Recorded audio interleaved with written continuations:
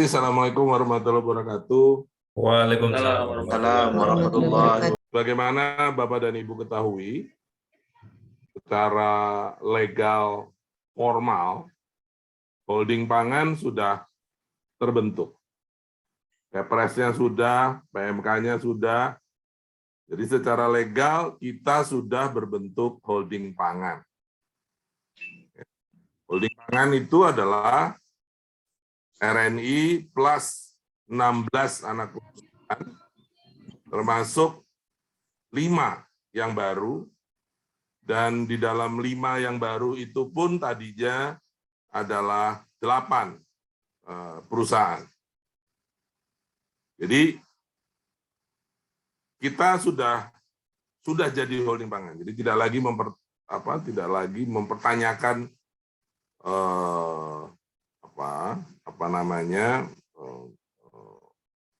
apakah masih bisa tidak jadi, apakah masih boleh ikut atau tidak ikut, itu sudah bukan pertanyaan lagi bagi kita.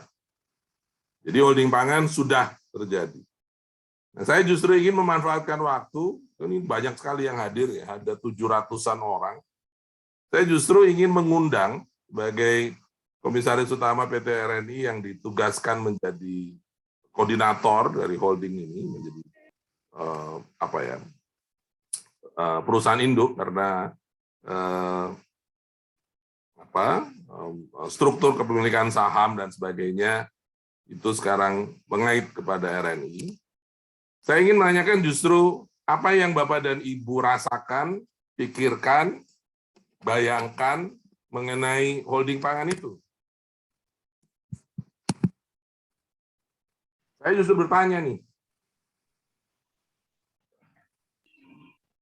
menjadi bagian dari holding pangan, hal apa yang membuat Anda mungkin, Bapak dan Ibu, merasa belum jelas, risau, bertanya-tanya, gelisah, tidak nyaman, atau khawatir?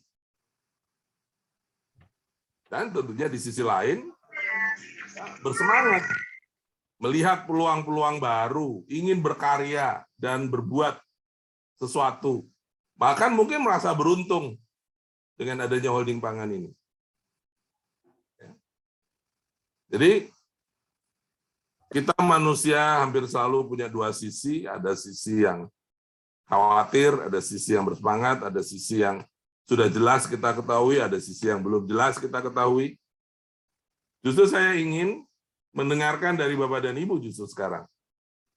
Mungkin kalau ada pertanyaan, mungkin saya bisa menjawab, mungkin tidak bisa, tidak tahu. Nanti di sini juga mudah-mudahan ada direksi dan VP yang menelaah, jadi nanti mungkin mereka yang akan menjawab. Ya, jadi mari kita gunakan kesempatan ini. Saya punya sekarang jam 9:10, saya akan berhenti kira-kira 9:45.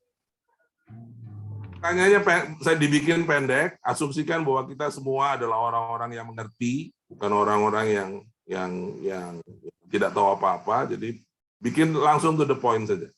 Saya lihat ada 2 yang raise hand, Bapak Muhammad Arif dari Mitra Ogan, dan entah siapa BSA 5997, nggak ada namanya, itu raise hand. Silakan Bapak Muhammad Arif.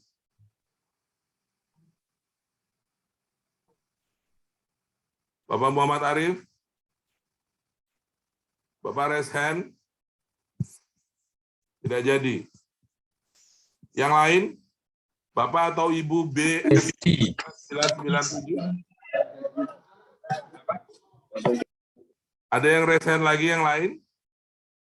Apa yang membuat Anda merasa belum jelas, risau, bertanya-tanya, gelisah, tidak nyaman, atau khawatir?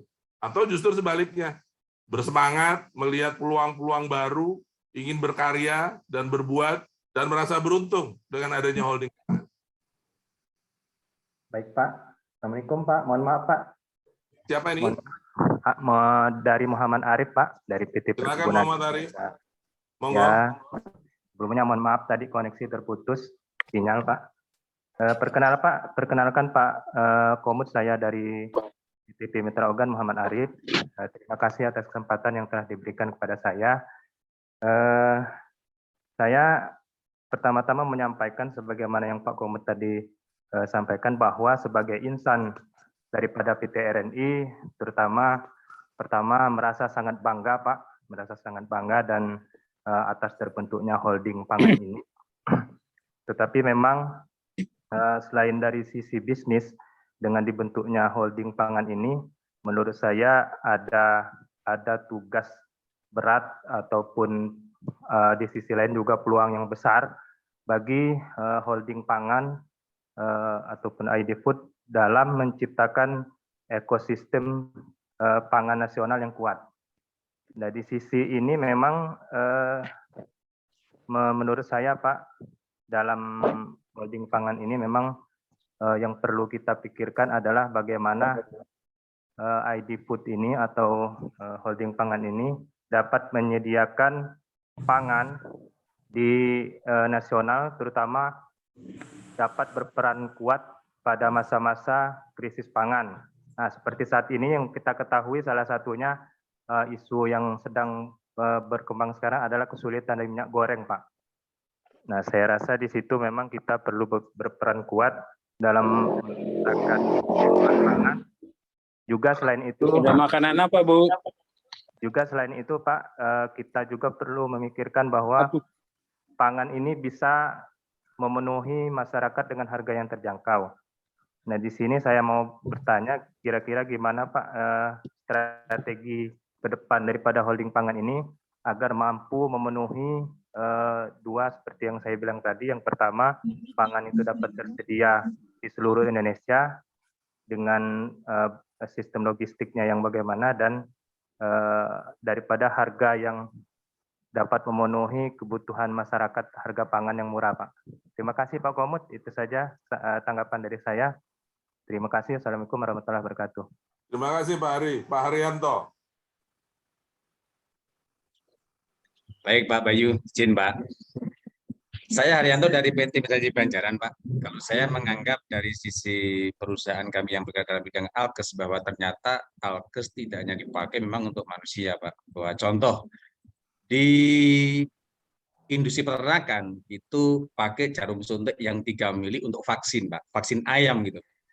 Itu. Yang kedua juga sarung tangan juga menjadi peluang di berbagai industri pangan, tidak hanya sekedar di kesehatan gitu.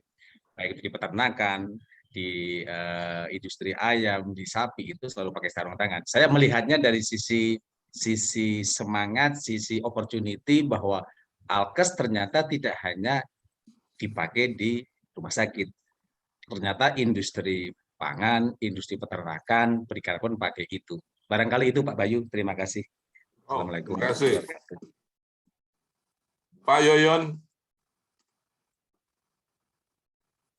Terima kasih Pak Bayu. Mohon izin untuk bertanya Pak Bayu.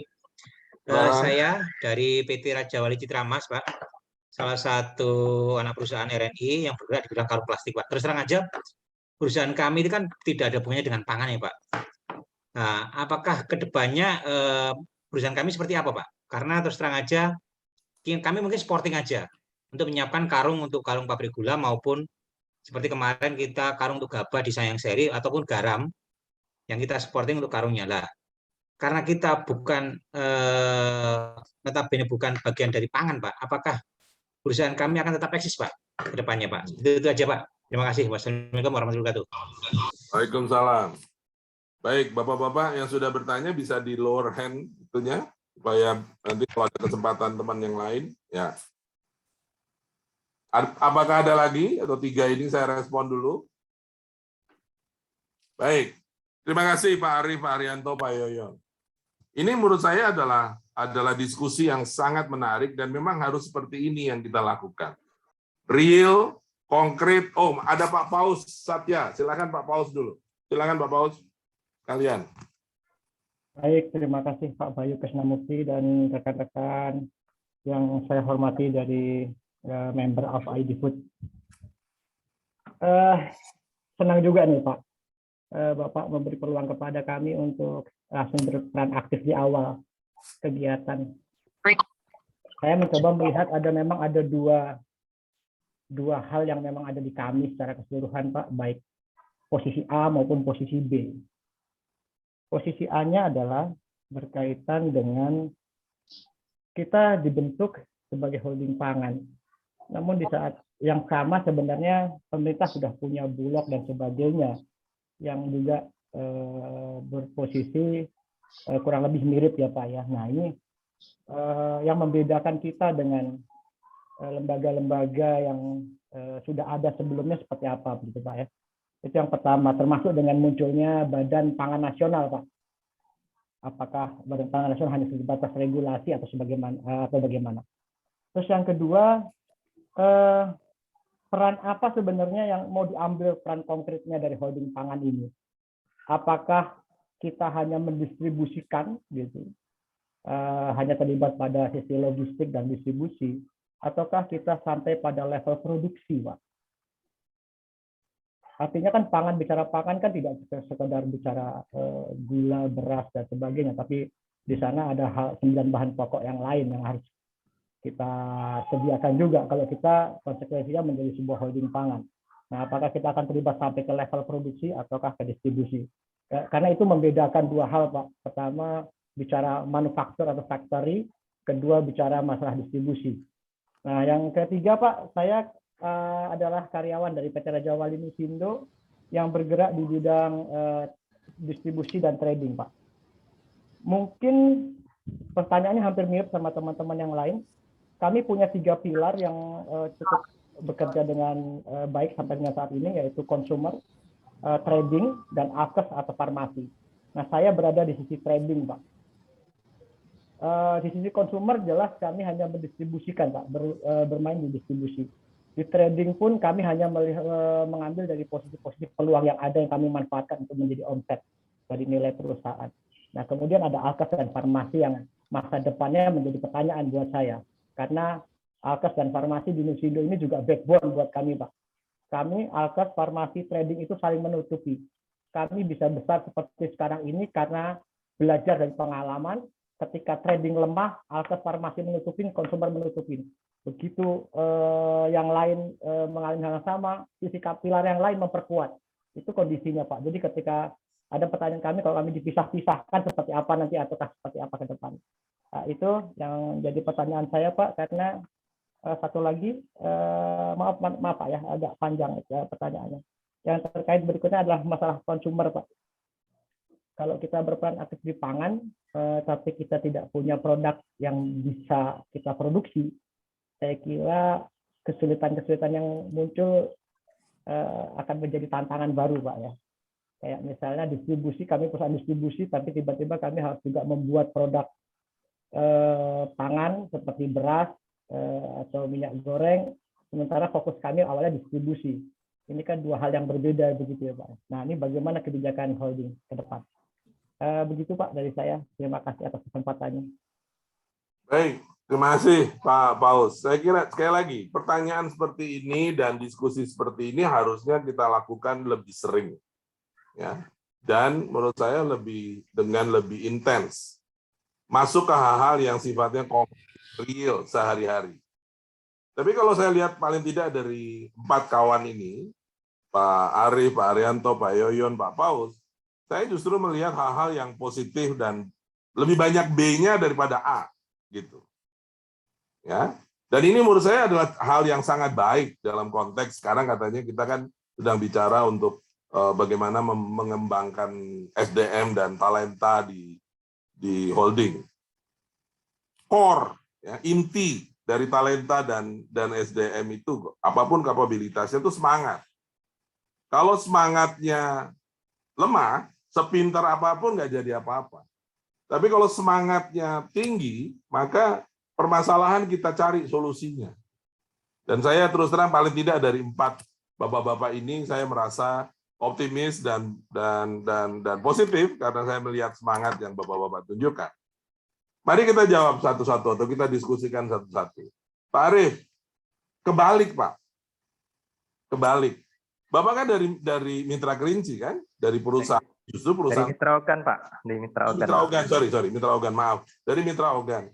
Justru pertanyaannya adalah apa yang ditawarkan oleh Mitra Ogan? Apa yang diinginkan oleh Mitra Ogan? di dalam holding pangan, masing-masing dengan spesifikasi masing-masing, itu menurut saya harus mengembangkan kemampuan dan kapasitasnya masing-masing. Di situ. Yang terbaik di masing-masingnya. Menjadi holding pangan kemudian tidak berarti bahwa pertama seluruh keputusan harus diambil di atas. Tidak. RNI adalah strategic holding. Sekali lagi, RNI ini strategic holding. Operasional, teknik, itu ada di masing-masing anak perusahaan. Jadi justru kita sangat berharap Mitra Ogan itu menjadi perusahaan sawit salah satu yang terbaik di Indonesia. Mitra Ogan itu harusnya adalah perusahaan dengan kebun paling produktif di Indonesia. Mitra Ogan itu harusnya menjadi perusahaan dengan kualitas minyak goreng terbaik di Indonesia. Gitu. Kenapa? Karena kita bayangkan, kita nih kalau dilihat ya, holding pangan, sekarang kita sebagai holding pangan, we are one of the biggest loh dalam perusahaan pangan di Indonesia. Saingan kita itu, perspektif kita itu Indofood, Mayora, Garuda Food, Wings Food, itu tandingannya. Atau misalnya Cargill, itu tandingannya kalau dilihat dari dunia usaha. Jadi Mas Arief, justru bayangin, harga CPO sekarang sudah hampir 17.000 ya, per liter. Harga minyak goreng kalau dengan market itu sudah hampir 20.000. Bisnis sawit sedang sangat luar biasa sekarang. Dan ini ada di tempat Anda gitu. Ya. Ya, terus kalau misalnya cuma bilang, iya Pak, kami butuh tambahan modal. Aduh, itu anak kecil juga bisa ngomong kayak gitu.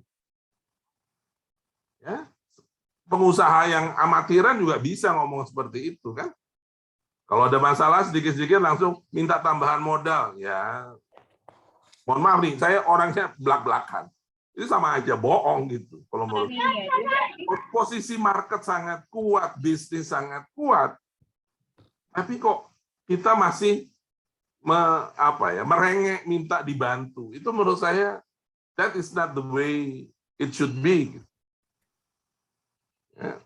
Makanya sekarang yang karena yang instrumen yang kita punya yang bisa bergerak cepat adalah Nusindo dengan PPI, maka keterlibatan holding pangan dalam konteks situasi katakanlah krisis minyak goreng sekarang adalah lewat PPI dan Nusindo mendistribusikan langsung ke masyarakat.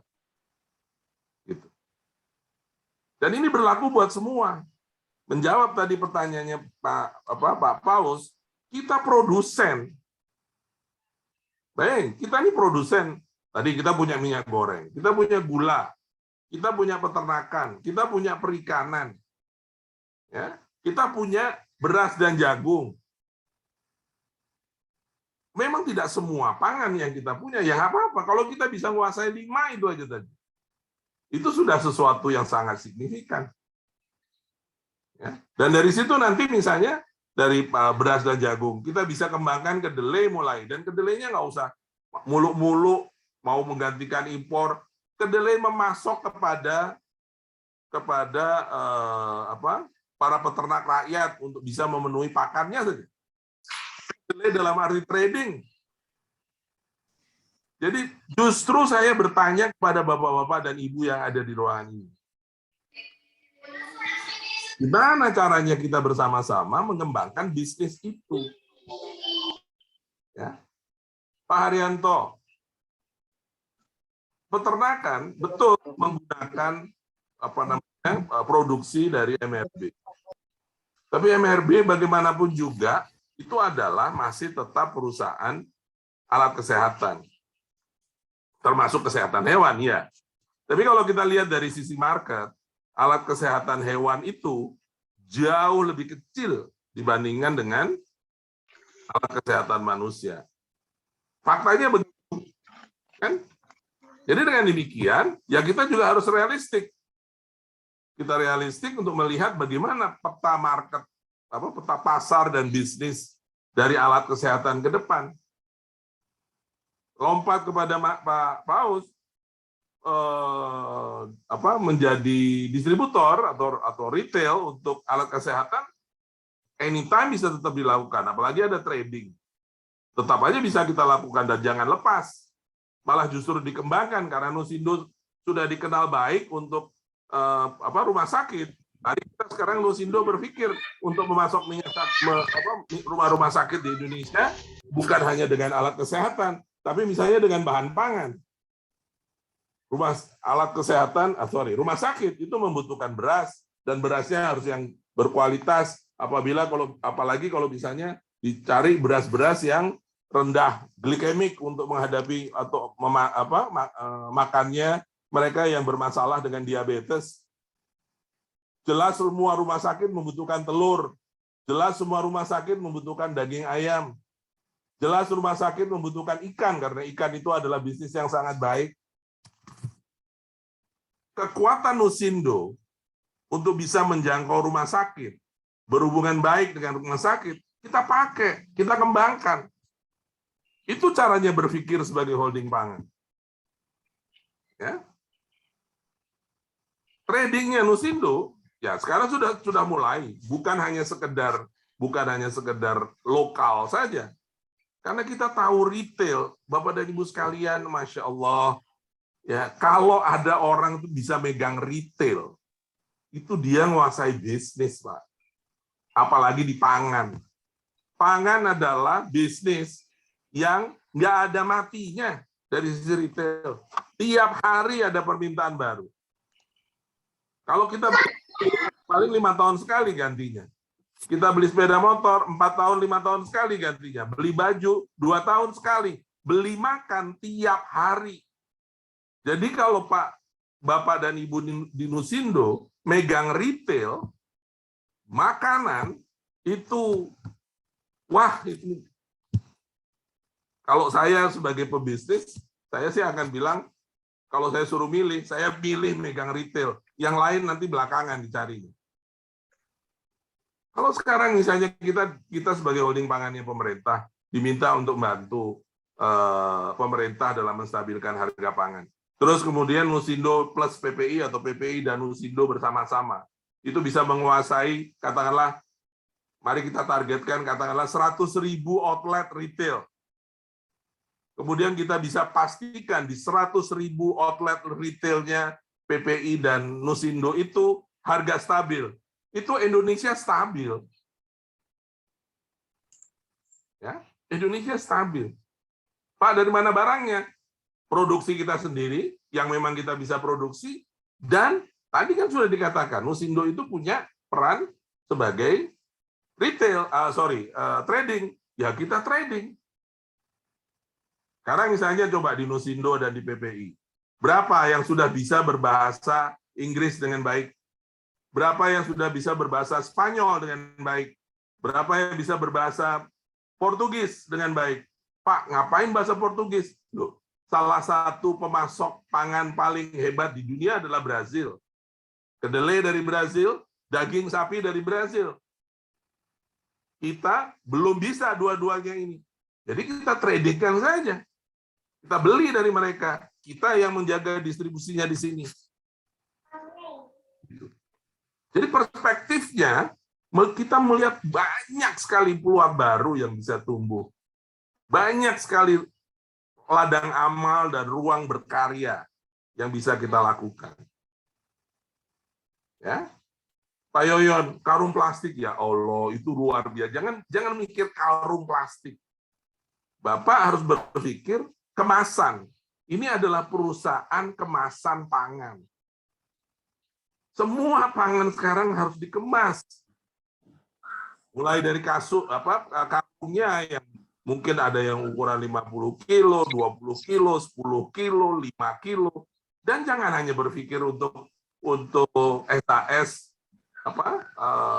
Sangyang Seri atau untuk Raja Wali 1, Raja Wali 2. Berpikirnya untuk kemasan pangan Indonesia.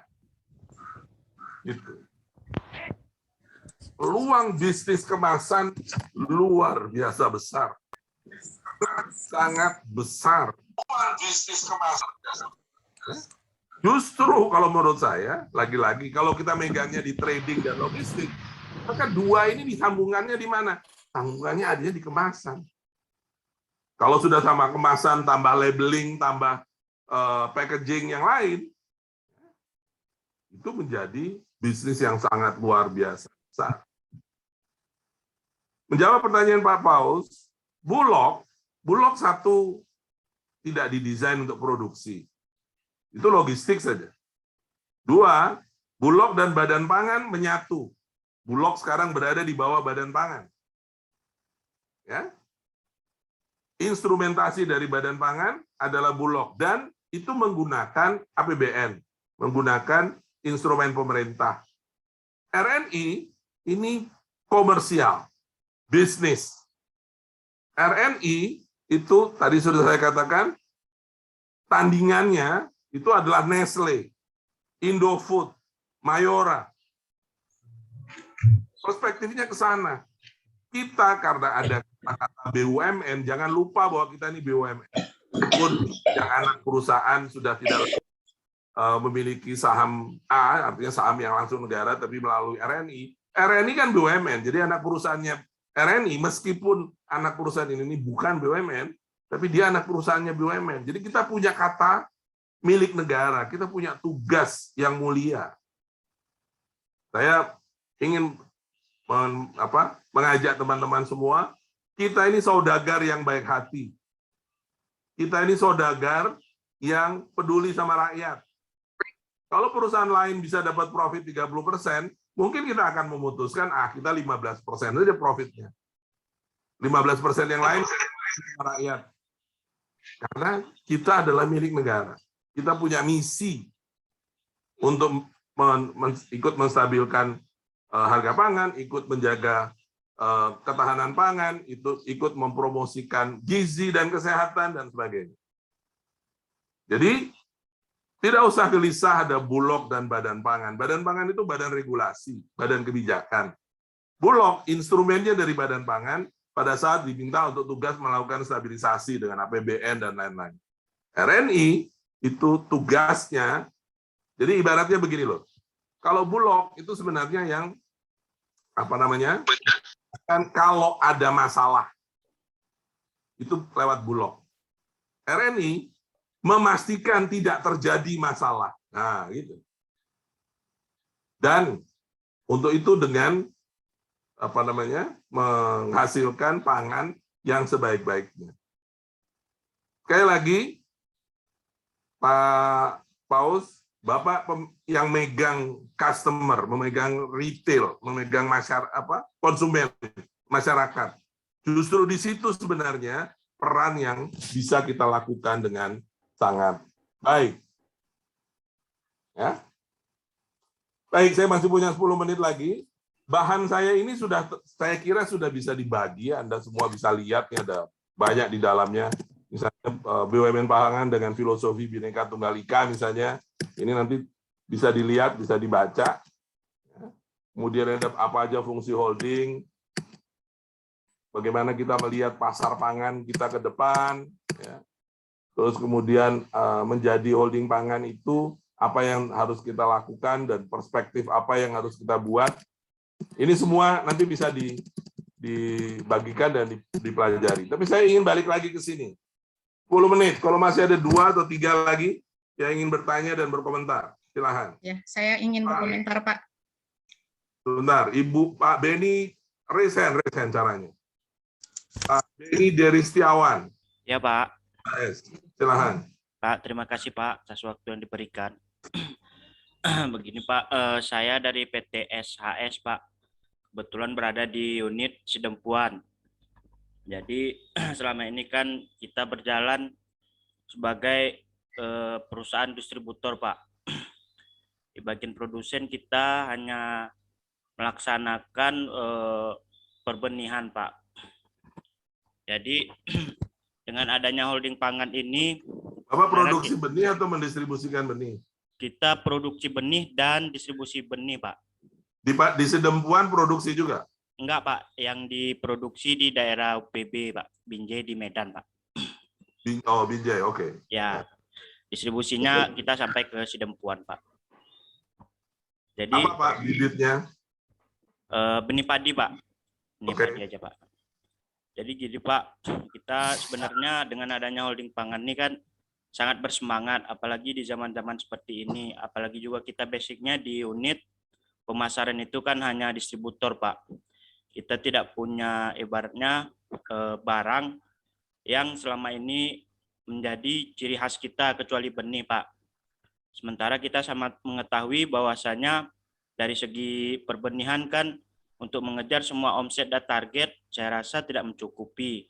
Dan kita juga udah menjadi distributor di pupuk, Pak. Tapi di zaman ini karena kurangnya ibaratnya pasokan dari formulator atau produsen sehingga kami dari perusahaan yang pemasaran kesulitan gitu, Pak. Jadi yang ingin saya tanyakan, Pak, kan saya sangat senang dan bersemangat ini, Pak, karena di holding ini sangat banyak barang yang bisa mungkin kita retail untuk di daerah kita yang di pemasaran. Cuman sejauh ini belum banyak barang yang dapat atau sampai ke daerah kami yang di jauh lah gitu, Pak, di unit-unit agak berjauhan, Pak. Jadi gimana sih, Pak, holding pangan ini mengatur terkait pasar atau produsen atau barang yang bisa didapatkan untuk unit-unit pemasaran gitu, Pak. Karena kita lihat juga tadi banyak sekali ibaratnya barang yang mungkin bisa kita jual untuk mencapai omset. Oke. Dan yang Baik, Pak Benny. satu lagi, Pak, pertanyaan terkait juga, Pak, kan di perusahaan ini banyak perusahaan gabungan-gabungan dari perusahaan, Pak. Sementara semua perusahaan juga berusaha menjual dan mencari omset kan gitu, Pak. Jadi gimana hanya perusahaan yang ibaratnya kita yang yang hanya posisinya sebagai distributor, Pak. Apakah akan dapat bantuan juga dari holding pangan ini gitu, Pak? Enggak. Baik, Pak, terima kasih, Pasti Pak. saya jawab nggak ada bantuan, Pak. Tapi kita bikin bisnis. Ya, maksudnya Nah, bisnisnya gitu, lah. Pak Benny. Ya, betul, Pak. Kamu Terima bisa kasih, pakai Pak. bantuan-bantuan, nggak ada. Mari kita bikin bisnis sama-sama. Tapi saya catat, Pak, itunya, poinnya. Saya kira itu poin yang sangat baik, Pak Benny. Baik, terima kasih. Pak Sagita. Bapak kan, maaf. Baik, terima kasih Pak Bayu. Silakan, Pak Saya Sagita. sepakat dengan Pak Bayu nih terkait dengan opportunity dengan adanya holding pangan ini. Dan saya melihat, Pak, ada minimal tuh 4 key success factors, Pak, ya. Artinya untuk Pak Sagita bisa, dari mana, Pak? Maaf. mohon maaf, dari staf legal kepatuhan RNI, Pak. Oke. Enggak. Ya, jadi opportunity tadi yang disampaikan Pak Bayu, saya sepakat dan setuju bahwa dengan adanya holding pangan bisa kita create banyak opportunity. Namun untuk bisa mencapai ataupun sampai ke arah kita tangkap tadi, Pak, ya, opportunity yang ada tadi itu ada 4 key success factors, ya. Pertama adalah adanya struktur permodalan yang kuat. Nah, dalam arti ini keuangan yang berkelanjutan, kemudian operational excellence, kemudian yang ketiga adalah digitalisasi proses bisnis, dan yang keempat yang utama adalah human capital. Ini yang utama yang menurut saya pribadi ini perlu diperkuat di RNI. Dan masalahnya nih, Pak, kalau saya amatin sekilas nih, Pak, ya, bahwa keempat faktor tadi itu justru merupakan kelemahan dari holding pangan ini gitu loh, Pak. Ini menurut saya kelemahan. Makanya saya pengen tahu, Pak, ke depan kira-kira terobosan-terobosan apa yang akan dilakukan oleh Pak Bayu dan kawan-kawan di RNI ini, ya, termasuk kami, Pak, ya, karena kami butuh terobosan-terobosan itu, Pak. Karena kalau tanpa terobosan, kerjanya hanya biasa-biasa saja, tanpa extraordinary efforts, Pak, saya yakin holding pangan tadi itu visinya hanya berupa di atas kertas, Pak, tapi tidak bisa terlaksana dengan baik. Demikian, Pak. Terima kasih. Baik, terima kasih, Pak. Kerjanya hanya biasa-biasa saja. Pak Karpo. Izin Pak Komod sedikit komentar. Silakan, Pak Karpo. Siap, Pak.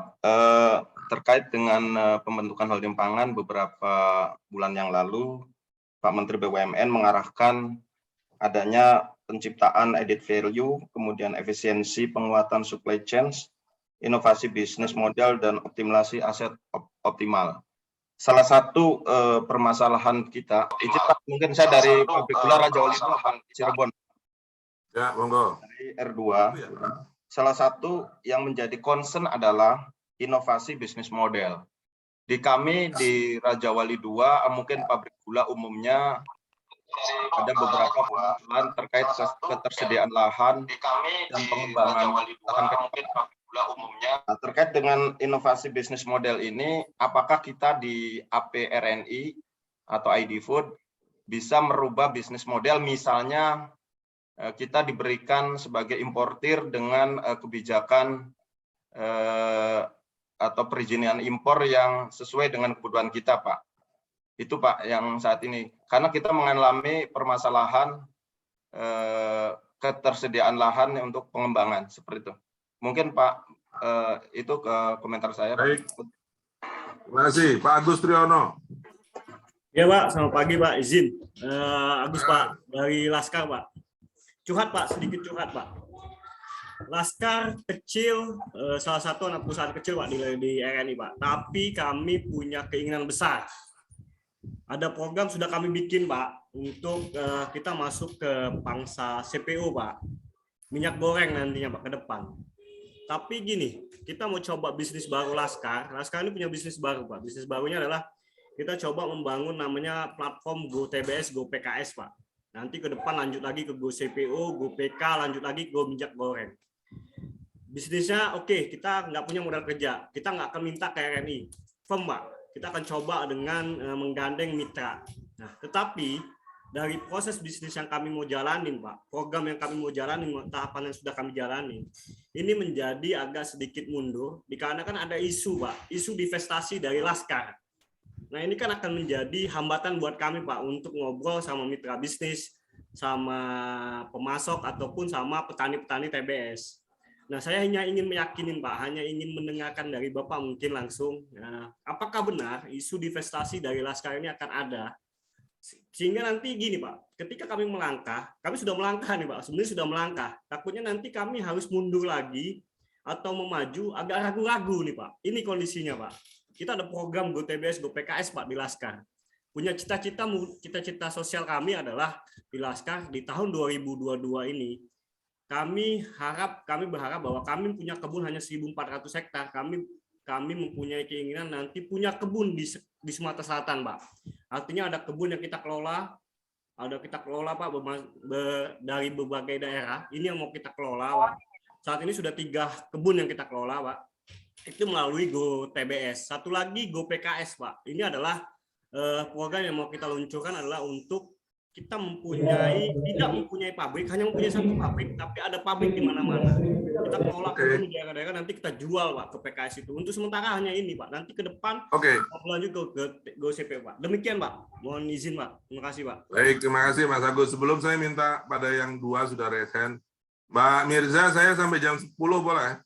Baik Pak Bayu, betul. Kami berikan waktu sampai jam 10 bisa dilanjutkan untuk pertanyaan berikutnya Pak. 15 menit. Bu Irani. Baik Pak, terima kasih. Saya Ira Pak dari Raja Wali Sindo, Pilar Healthcare. Benar kata Bapak tadi Pak, rumah sakit itu butuh daging ayam, butuh daging sapi, butuh beras, butuh telur. Karena itu saya pernah jalankan waktu saya tugas di daerah Pak.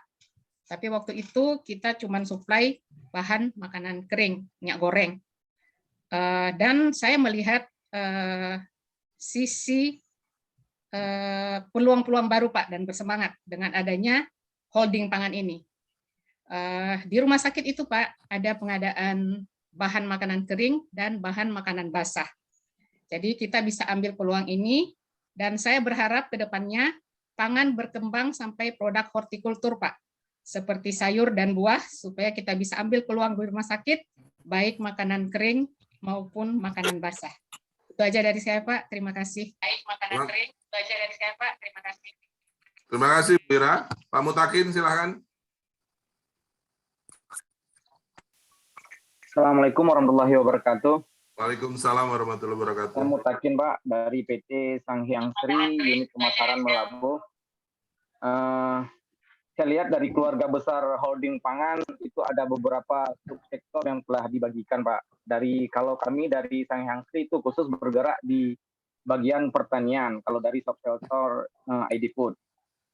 Dalam hal ini mungkin ke depannya yang dirancang oleh ID Food, Sanghyang Sri akan lebih fokus di produksi beras dan menciptakan benih-benih yang berkualitas, Pak, kan. Jadi selama ini kita kan bergerak di bidang retail, di perdagangan, Pak, kan, di bagian distribusi. Bagaimanakah peran kami nanti ke depannya? Karena kan ke depan kita kan akan fokus di pertaniannya, di produksinya. Apakah kami tidak melakukan lagi perdagangan yang harus diurus oleh Raja Wali Nisindo dan PPI, Pak? Kemudian terima kasih yang sebesar-besarnya juga, Pak, kepada ID Food. Ini adalah bentuk dari komitmen ID Food kepada seluruh insan ID Food dengan dibentuknya program talent-talent seperti ini. Dalam artian kami ini dibentuk dulu untuk mempersiapkan SDM kami untuk merancang program-program ke depan, Pak. Ini terima kasih buat ID Food. Mungkin itu saja, Pak, dari saya, Pak. Terima kasih. Assalamualaikum warahmatullahi wabarakatuh. Waalaikumsalam. Terima kasih. Baik, ini semuanya menarik ya. Jadi saya kira sekali lagi saya mengucapkan terima kasih.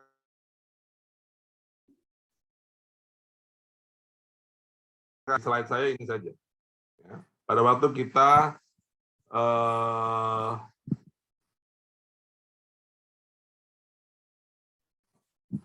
saya terdengar? Terputus, Sudah Pak. Terdengar lagi, Pak Bayu. Baru saja tadi terputus, mohon maaf. Sekarang udah bagus, Pak.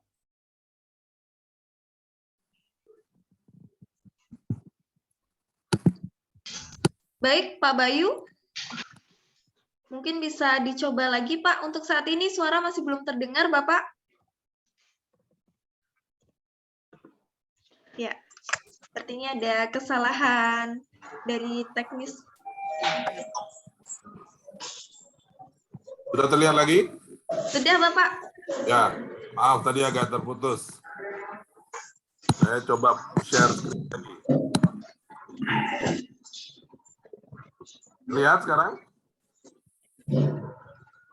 Slide saya terlihat? Terlihat, Pak, terlihat. Terlihat, Pak Bayu. Terlihat. Jadi pada waktu kita menjadi holding, Bapak Ibu sekalian, kita menerapkan filosofi Bhinneka Tunggal Ika. Sesuatu yang sudah sangat kita kenal, sejak SD kita tahu ini, dan kita hormati dan juga bahkan kita pedomani. Apa artinya holding pangan kita ini dalam filosofi Bhinneka Tunggal Ika? Yang pertama adalah kita mengakui, menghargai, menghormati, dan memanfaatkan. Mengakui, menghargai, menghormati, dan memanfaatkan keragaman. Baik keragaman sejarah, keragaman kemampuan, dan keragaman kondisi dari setiap anak perusahaan. RNI plus 16 itu tidak sama, beda-beda. Bukan hanya sekedar karena bisnisnya, tapi kulturnya, orangnya, berbagai kebiasaannya, pola bisnisnya, itu berbeda-beda. Ya, mengakui, menghargai, menghormati, memanfaatkan. Tetapi bineka saja nggak cukup. Atau kalau kita hanya bineka saja, maka malah jadi berantakan. Maka yang kedua adalah kita tunggal. Tunggalnya tunggal bukan kemudian yang beragam tadi dijadiin satu, tidak. Yang tunggalnya adalah tunggal semangatnya. Bersemangat, berusaha, bekerja, bersinergi untuk menjadi tunggal, ya, bersemangat, berusaha untuk bersama-sama itu mencapai IKA-nya adalah tujuan. Yang harus kita hayati bersama-sama adalah tujuannya. Dan itulah yang sama. Kita semua RNI plus 16, kita semua 700 lebih orang yang ada di ruangan ini, yang sama adalah tujuannya. Karena hakikatnya nggak bisa malah justru kita dipersamakan dipaksa bersama-sama, nggak bisa. Ya, saya dengan Anda beda, ada yang laki-laki, ada yang perempuan, ada yang tua, ada yang muda, ada yang di Cirebon, ada yang di mana tadi, di Sumatera, ada di mana-mana. Jadi enggak, tetapi kita bersemangat untuk, dan tujuannya sebenarnya sangat jelas, sangat simple. Satu, tujuannya adalah ya kita harus bisa pegang market share dong. Kita harus bisa menjadi pemain pangan di Indonesia yang diperhitungkan, yang disegani, yang dihormati. Bagaimana, apa bentuk konkretnya? Market share. Tujuan yang lain, ya namanya kita bisnis. Kita bukan bagi-bagi duit nenek moyang. Ya, kita nyari duit, kita bersama-sama. Jadi yang kedua, bottom line-nya kita ya positif. Semua perusahaan harus punya tujuan itu. Dan yang ketiga, kita harus memberi manfaat. Memberi manfaat kepada masyarakat. Apakah yang kita ini semua manusia 700 orang ini kan, manfaat yang paling baik itu adalah kalau kita bisa membuat teman kita, tetangga kita, orang yang kita kenal tersenyum. Itu aja udah merupakan manfaat kemanusiaan yang paling penting. Membuat mereka senang. Karena kalau kita bikin dalam bahasa yang ya mungkin agak muluk-muluk gitu, kita membahagiakan petani, membahagiakan usaha mikro kecil gitu. Tapi intinya adalah berbuat untuk orang lain dan membuat mereka senang. Itu tujuannya. Dia bersama-sama mengakui keberagaman, Bhinneka Tunggal. Nah, kalau filosofi ini kita pakai, ya, menurut saya Pak Beni idenya sangat bagus. Jadi Pak Beni mungkin di Padang Sidempuan, beliau dalam hal ini adalah status sebagai SAS, tapi menguasai pasar pertanian daerah itu. Dan pasar pertanian daerah itu tidak hanya butuh benih. Walaupun selama ini Pak Beni entry-nya, masuknya lewat benih. Berarti kita bisa juga dong jual yang lain ke situ. Pupuk tadi sudah disebut. Mungkin ada hal yang lain yang kita bisa lihat. Kalau sudah bisa bekerja dengan petani, karena tadi benih dan pupuk itu adalah petani, ya, maka petani kan bukan hanya sekedar produsen, dia juga adalah keluarga, rumah tangga. Berarti konsumen. Berarti kita bisa jual gula, jual daging, jual ikan kepada petani. Saya cuma membayangkan saja bagaimana sulitnya kira-kira jual ikan ke Padang Sidempuan gitu. Tapi idenya di situ gitu. Idenya datang dari situ. Jual minyak goreng juga ke sana. Memanfaatkan jaringannya Pak Beni yang memang selama ini ditugaskan di SAS untuk distribusi dan marketing dalam perspektif kita sebagai holding. Ya. Bahwa nanti yang mengkoordinir itu bisa jadi PPI dan Nusindo, itu masalah koordinasi. Nggak usah mikir dulu, wah, Pak, apakah nanti berarti saya bisa akan perlu pindah ke PPI dan Nusindo? Bisa, bukan perlu. Tapi menurut saya, jalan aja, yang penting bisnisnya jadi. Ya, itu dulu. Pak Sagita, saya sangat setuju tuh. Operasional, excellence, digitalisasi, dan human resources, orang-orangnya. Bapak Ibu sekalian, gampang kok caranya di era digital ini sekarang untuk bisa mengetahui apakah kita sudah berperan atau tidak dalam konteks tadi. Operasional excellent di masing-masing kita, di R1, di R2, di mana, di Berdikari, mungkin di PN Garam. Kalau dibandingkan dengan bisnis lain, ya tentunya jangan bisnis yang kecil ya. Bisnis lain yang sebesar kita unggul nggak? Itu aja, operational excellence itu indikatornya. Kita lebih efisien nggak? Kita lebih produktif nggak? Kita bersaing nggak dibandingkan mereka? Karena intinya operational excellence itu jargon yang kita katakan demikian, tapi outputnya itu adalah daya saing. Outputnya adalah kita bisa menunjukkan bahwa memang kita setara atau bahasanya impar dengan perusahaan-perusahaan itu. Kalau enggak, ya susah. Belum mencapai operational excellence. Digitalisasi, ya Allah. Menurut saya, coba bayangin lah. Apa namanya? Gojek itu. Itu 100 juta yang bisa dihubungkan oleh satu sistem. Berikut sekian puluh atau ratus ribu penjual. Berikut sistem pembayaran yang demikian baik. Pak, tapi kan mereka dapat suntikan dana 1 triliun lebih. Kebalik mikirnya. Mereka bikin sistemnya sedemikian sehingga orang mau ngasih duit 1 triliun di situ. Emang Gojek dapat duit dari nenek moyangnya? Kan enggak. Warisan. Bukan. Itu investasi. Gitu loh. Jadi kalau kita bisa bikin operational excellence plus digitalisasi, dan itu membuat kita menjadi baik, kita menguntungkan, kita bisa menunjukkan bahwa bisnis kita ini bisnis yang baik, orang akan datang. Terus human resource, indikatornya apa? Gampang aja. Karena kalau misalnya ada orang nyari, ya, siapa sih ahli gula di Indonesia?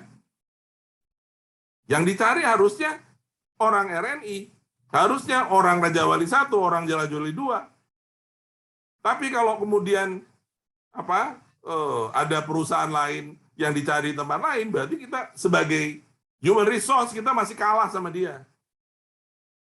Gitu. Melihatnya begitu aja. Pak, di sana gajinya lebih gede, iya, lebih pinter. Pak, di sana, wah, mereka nggak pinter sih, Pak.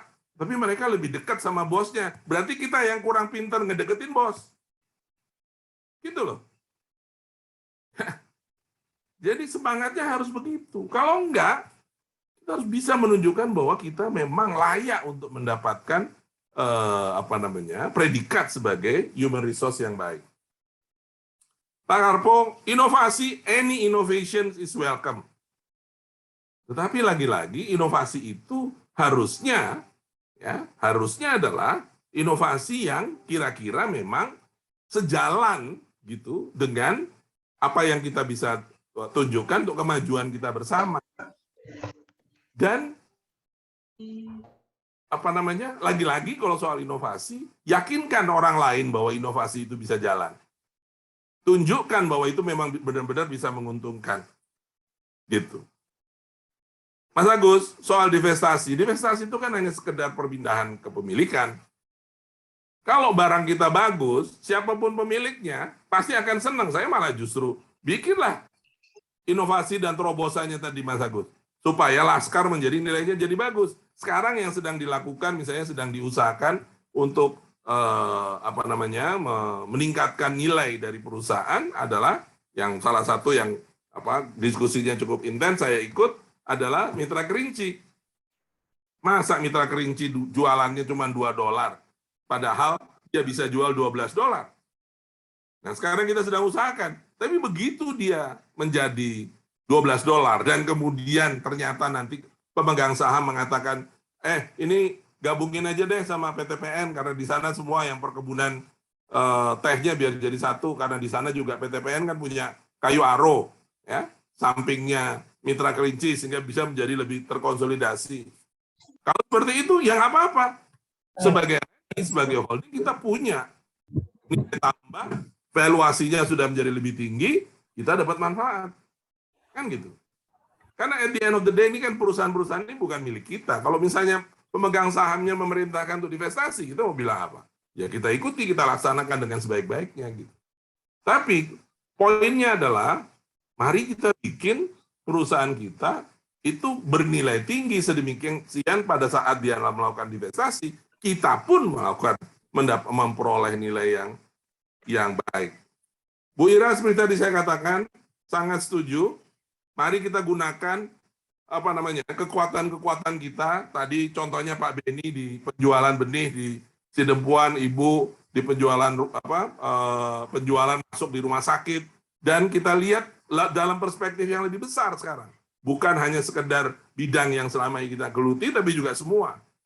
Itu menurut saya adalah pendekatan yang sangat baik, dan pembicaraan semacam ini perlu dilakukan secara lebih intens. Pak Mutakin, sama, lagi-lagi nih Pak Beni, Pak Bu Ira, Pak Mutakin, menurut saya nggak usah gelisah.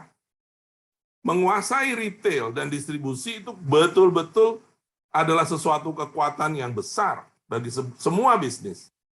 Ya, jadi mari kita konsolidasi. Nanti saya akan minta, misalnya, kalaupun misalnya diberi tugas menjadi koordinator PPI dan Nusindo, maka koordinasikanlah, ajak marketing dari semua yang selama ini sudah ada, daya gunakan sedemikian sehingga ini benar-benar memberi manfaat buat semua. Menjadi holding itu memudahkan, karena dengan demikian perusahaan-perusahaan itu sudah menjadi saudara kita sekarang. Jadi Bapak dan Ibu sekalian, saya pertama berterima kasih atas semangat yang ditunjukkan oleh Bapak dan Ibu untuk lebih melihat holding ini sebagai sebuah peluang dan kesempatan untuk berbuat lebih banyak, untuk mengembangkan diri. Ya, saya yakin masih sangat banyak hal yang harus kita benahi bersama-sama, tapi itu tidak menyurutkan niat kita untuk terus bersemangat dan juga tidak menyurutkan arti bahwa holding ini membuka peluang dan kesempatan yang hebat. Selamat mengikuti semua proses yang telah direncanakan, mudah-mudahan itu memberi manfaat. Mohon maaf apabila ada yang kurang berkenan. Kalau belum terjawab, bagus. Kalau pertanyaannya belum terjawab, senang saya. Teruslah bertanya, karena kalau kita bertanya, kita mencari jawaban, disitulah tanda kita akan maju. Ya, kalau kita sudah puas diri dengan apa yang ada, kita nggak jadi apa-apa. Sekali lagi terima kasih. Assalamualaikum warahmatullahi wabarakatuh.